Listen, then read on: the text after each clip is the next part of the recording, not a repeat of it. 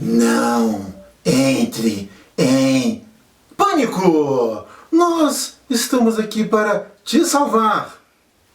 Quer dizer, gente, eu só espero que vocês acreditem que nós vamos salvar vocês, porque a coisa vai ficar interessante. Vamos ao salvamento.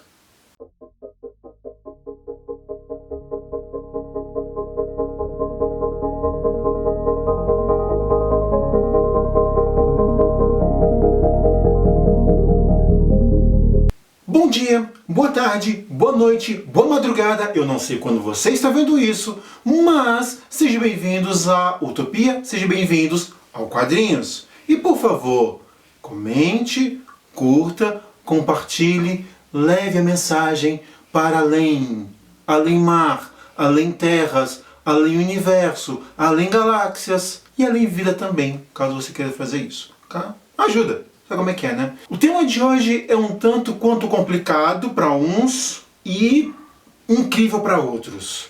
Se você tiver algum preconceito, se você for uma pessoa cercada de conservadorismo e coisas mais pecaminosas na sua mente, como diria uma velha música do nosso querido e amado Mamonas Assassinas, abra sua mente, por favor, porque gay também é gente.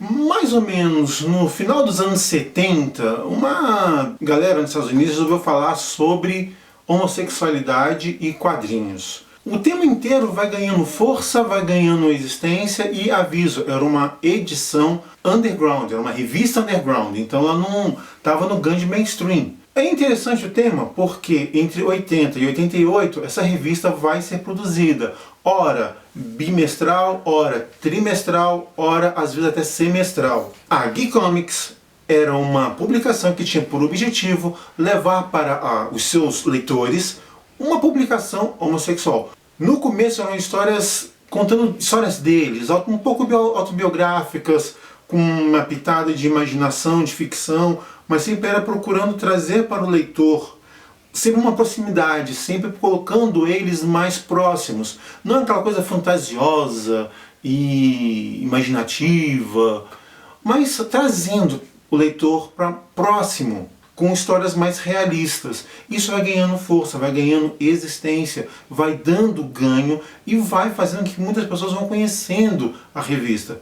Infelizmente ela não teve um fôlego maior, não teve uma estrutura maior, até porque ela era underground, então eram alguns grupos que liam, algumas pessoas que tinham acesso. A gente começa a falar desse tema por aí, uma história voltada para um público, mas ainda era muito underground, muito fechada. Só que a gente está lembrando, algumas vezes temas começam no underground e vão caminhando para o mainstream.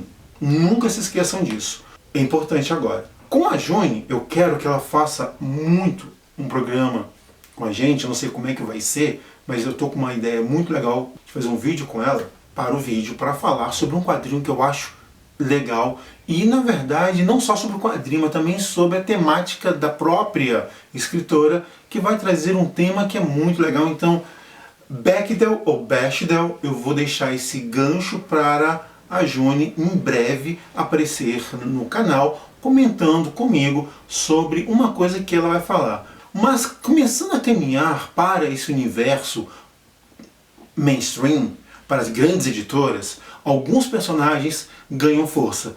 Bem, tem uma brincadeira que muita gente faz entre Batman e Super-Homem. Essa brincadeira é pra lá de manjada, só que... Batman e Robin, né? Não, Batman e Super-Homem. Ah, é? Uhum. Só que um editor resolveu levar essa brincadeira mais a sério. E aí nós temos uma dupla que é simplesmente incrível. Apollo e Meia-Noite. Um é representação do Super-Homem e o outro é representação do Batman. A gente vai observando que pelas próprias histórias que o autor não tem preocupação nenhuma em esconder essas colocações das duas figuras. O Warren Ellis coloca seus personagens ainda na Stormwatch e depois para o Authority com uma visão muito próxima e quebrando certos conceitos que algumas pessoas podem ter sobre a homossexualidade. É muito importante a gente começar a notar que elas estão começando, esse tema começa a ir para o mainstream. Ainda por uma editora pequena, né, digamos assim, ainda por uma editora menor, mas ela começa a caminhar. Algumas histórias são simplesmente lindas, outras são maravilhosas. Tem um especialzinho muito lindo em que o Meia-Noite apanha e o Apolo voa desesperadamente com lágrima nos olhos para salvar seu companheiro. Se você não gosta de revistas assim, como eu brinquei lá no começo, né? Por favor, tá na hora de abrir sua mente. E quando a gente fala de casamento, propósito, você já pensou em como deve ser difícil o casamento? O casamento é uma coisa meio estranha. E quando alguém tem que pedir o outro em casamento? É mais estranho ainda. Como foi seu pedido de casamento? Se você já foi casado, lógico. Mas lembra aí, como é que você pediu em casamento a pessoa que está com você? Foi igual a música da Isabela Taviani, Diga Sim? Ou simplesmente você chegou e bora casar? Bora juntar os panos? Vamos juntar, vamos dividir as escovas de dente? Qual o pedido mais clássico de casamento? Uma pessoa ajoelhada aos pés da outra, com uma aliança numa caixinha e dizendo, quer se casar comigo? É clássico, é fantástico, e um certo mutante da Marvel fez esse pedido de casamento para o seu parceiro. Então a gente vai ter uma das histórias mais legais, mais maravilhosas e mais incríveis que é o casamento de Estrela Polar. Então o personagem definitivamente abandona qualquer estereótipo que alguém poderia ter sobre ele, muda por completo e fala, eu sou homossexual e eu quero me casar com meu parceiro. E o casamento é fantástico. Uma das coisas mais legais, não tem porradaria, não tem violência, não tem nenhum vilão aparecendo para dar o ar da graça. O povo se reúne e é interessante que alguns personagens X-Men se demonstram bem preconceituosos quanto ao casamento dos dois. Mas a cena é simplesmente, na minha visão, maravilhosa. Ela vale e muito a pena você ter acesso a ela. Já que nós entramos nas majors, já que nós estamos falando delas, vamos para uma personagem que ela foi mudando. Em primeiro lugar, quando a gente pensa na Batgirl, ela, Bárbara Gordon, foi uma das figuras mais incríveis, até que ela ficou paraplégica por conta do Senhor Coringa que deu um tiro nela. Mas essa história não tem nada a ver com uma outra personagem. Afinal de contas, depois veio uma segunda Batgirl. E essa segunda Batgirl, ela é homossexual. A Batgirl atualmente, Kate Kane, ela, eu não vou dizer que ela é a primeira, segunda, terceira, mas ela é a Batgirl atual, porque afinal de contas a DC volta e meia faz reboots na vida deles. Ainda tenho que falar sobre isso um dia. E a Kane, ela é homossexual, ela é declarada, ela tem uma namorada e, por falar em Batman, você sabia que a Arlequina e a Era Venenosa têm um laço muito legal? E o que a Ana já falou quando eu fiz o vídeo com ela, que vira uma personagem fantástica. A Arlequina, quando namora com a Era Venenosa, ela finalmente fica um pouquinho mais centrada. Tudo bem, depois ela vai escambar de novo, mas ela dá uma centradazinha bem legal, ela coloca a cabecinha no lugar, e isso quer dizer que às vezes é muito mais uma questão de olhar bem para o personagem e tirar o melhor dele. Algumas pessoas gostam, outras não, mas não vou entrar no mérito de questão. Certo? Certinho?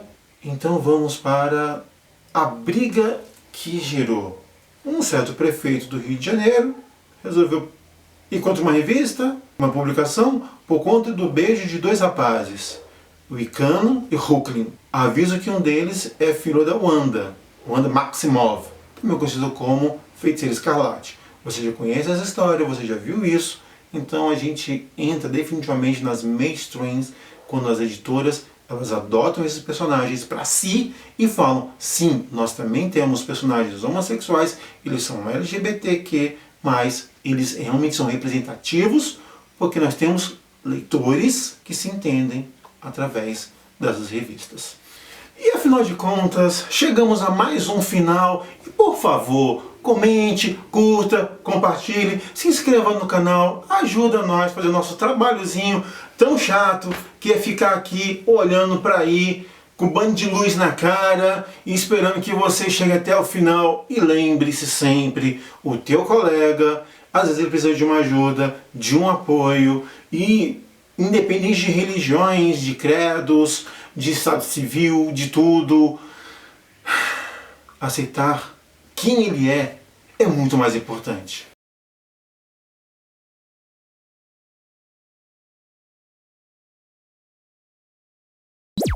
Abra sua mente, grita minha gente, gaúcho fala gente, e dança tchá tchá tchá.